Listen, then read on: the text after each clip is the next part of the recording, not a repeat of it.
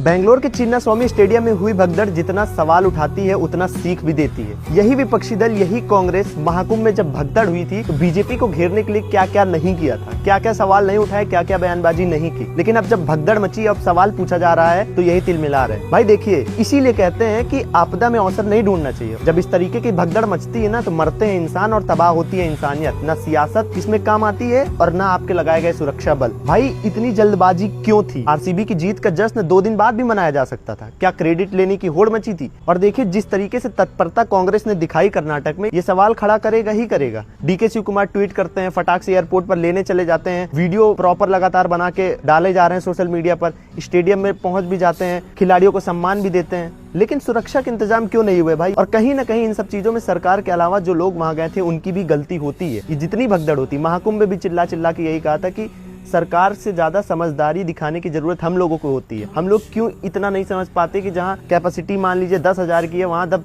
1 लाख लोग पहुंच जाएंगे तो क्या हाल होगा। बेंगलोर के स्टेडियम में भी यही हुआ। लोग इतना आतुर हो गए कोहली को देखने के लिए, आरसीबी को देखने के लिए कि छत पे, पेड़ों पे, पता नहीं कहां चढ़ गए। इसमें तो मान लीजिए भगदड़ी मची, बहुत सी चीजें हो सकती थी। हो सकता था पेड़ों से तार छू के निकलते, करंट फैल जाता तो कितना बड़ा हादसा हो सकता था। कई बार छतें धई हैं, तो क्या क्या नहीं हुआ है, फिर भी हम नहीं समझते और ना जागते हैं कि क्या हो सकता है आगे भविष्य में। और ये ना पहला हादसा है ना आखिरी, ऐसे हादसे भविष्य में भी होते रहेंगे। आप देख लीजिएगा, भारत में सिविक सेंस पर काम करने के लिए लोगों को क्यों कहा जाता है, सिर्फ यही वजह है। अब जितनी मौतें हुई उसके लिए आप सरकार को जिम्मेदार ठहराएंगे, उन पर सवाल उठाएंगे, सुरक्षा की बात करेंगे, लेकिन हादसों से पहले ऐसे सवाल क्यों नहीं उठाए जाते, ये सोचने की जरूरत आपको है। जितना सरकारें ऐसे हादसों के लिए जिम्मेदार होती है ना, उतना ही आम जनता भी होती है। इस चीज को समझिए। और दूसरा चीज, जो सवाल सरकार पर उठ रहा है ना, वो उठेगा ही उठेगा, क्योंकि प्रशासन आपका है, क्रेडिट आप ले रहे हैं तो जिम्मेदारी भी आपकी ही बनती है। एक तरफ स्टेडियम के बाहर भगदड़ मची हुई थी जब लोग वहां मर रहे थे, दूसरी तरफ स्टेडियम के अंदर जश्न मनाया जा रहा था। कई डांस के वीडियोस हैं, आप खुद जाकर देख लीजिएगा सोशल मीडिया पर। और सवाल तो पूछा ही जाएगा ना, 11 मौतें हुई हैं अभी तक, उन 11 मौतों का जिम्मेदार कौन होगा? करीब 100 से ज्यादा लोग घायल हुए हैं, उनकी जिम्मेदारी कौन लेगा? और सबसे बड़ी चीज, वहां के जो लोग बता रहे हैं कि उसमें भीड़ बहुत ज्यादा थी जब, तो 3 लड़कियां उसमें गिर गई, उनको उठाने की कोशिश नहीं की गई और वो दबते चली गई।